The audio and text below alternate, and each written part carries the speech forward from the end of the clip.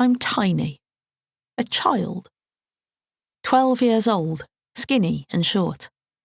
My black hair is unwashed, lank and flat against my head.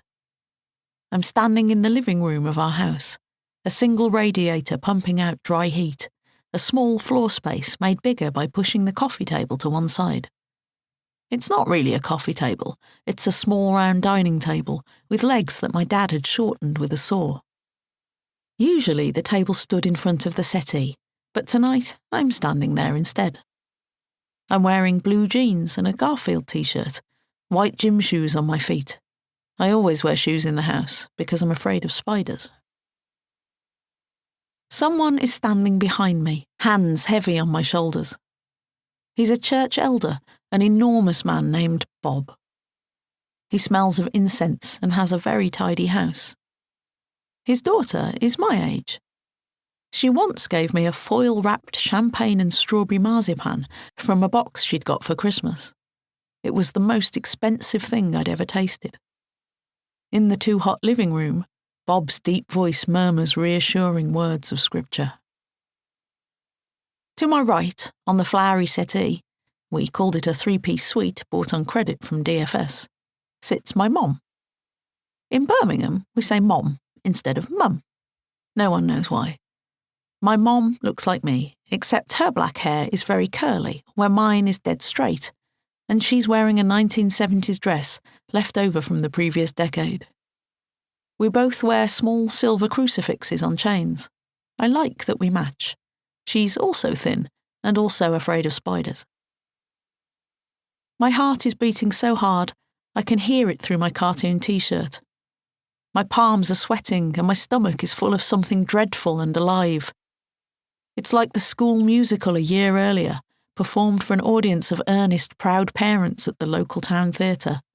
I had one of the first lines, and remember walking past the stage lights towards the auditorium, knowing that somewhere out there my entire family was watching, expecting me to be brilliant, willing me not to fail.